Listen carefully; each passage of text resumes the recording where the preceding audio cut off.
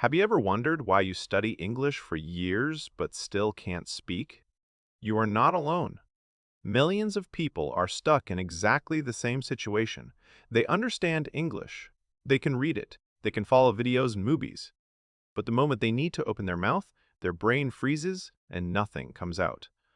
This is not because they are stupid, and it is not because they lack talent. It happens because they learned English the wrong way. You cannot learn to swim by reading a book about water. You cannot learn to play football by watching matches every day. You cannot build muscle by thinking about going to the gym. You only improve when your body moves, when you sweat, when you struggle, when you fail, and when you get wet. English works the same way. English is not a subject. English is a physical skill, and physical skills must be trained. Be honest with yourself. You are not bad at English. You are bad at training English. I know this feeling because I was stuck here too. You read articles, you watch lessons, you memorize grammar rules, you feel productive, but you avoid the one thing that actually matters. You avoid opening your mouth. Studying feels safe. Speaking feels dangerous. So your brain chooses safety. But safety never creates fluency. Action does. From now on, stop thinking like a student. You are not here to understand English. You are here to use it. Treat English like a sport. Athletes do not become good by learning theory first. They copy movements. They repeat drills. They train until their body reacts automatically. Language is no different. The first rule is simple. Stop memorizing and start mimicking. School trained you to memorize words and grammar rules.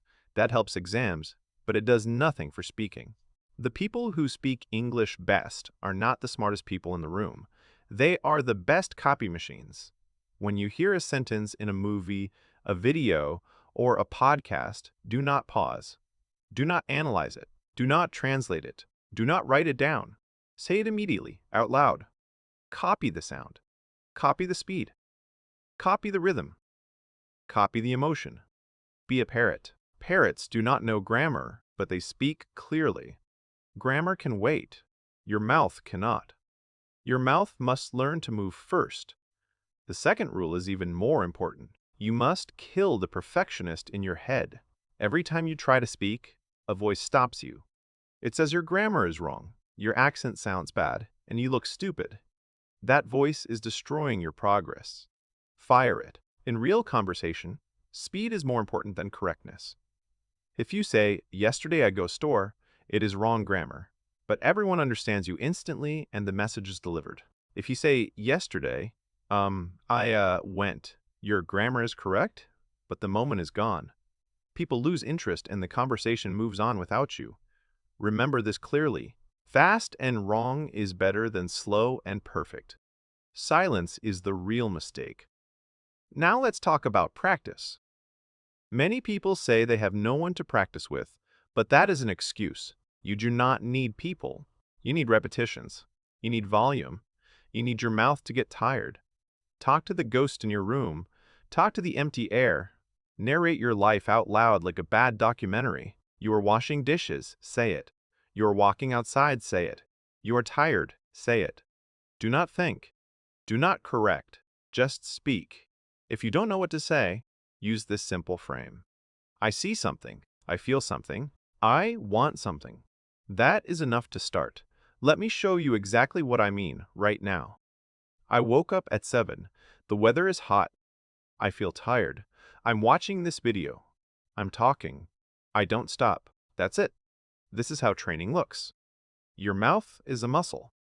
If you only use it once a month when you meet a foreigner, it will stay weak. Muscles grow from daily use, not from rare effort. When you practice alone, you remove pressure. There is no judgment, no fear, and no one to impress. That is where fluency is built. The goal is not perfect sentences. The goal is continuous speech, movement, and flow. If you can speak out loud for 60 seconds without stopping, you are training correctly, and your brain is changing. Another mistake you must stop making is trying to speak long sentences too early. That is ego. You want to sound smart, so you overload your brain and then you freeze. Instead, start short, very short. One word is enough. Busy, tired, hungry, done. Then add one more word. Busy today. Tired but okay. Done with work?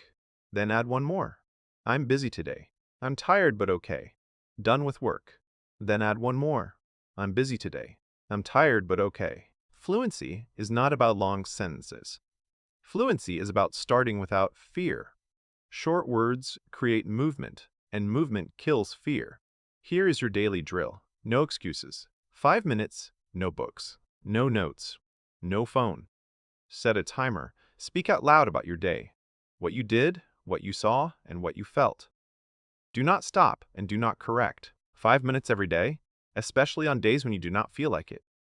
Those days matter most. This is training, not motivation. Athletes train even when they are tired. You must do the same. English fluency is not magic. It is not talent, and it is not intelligence.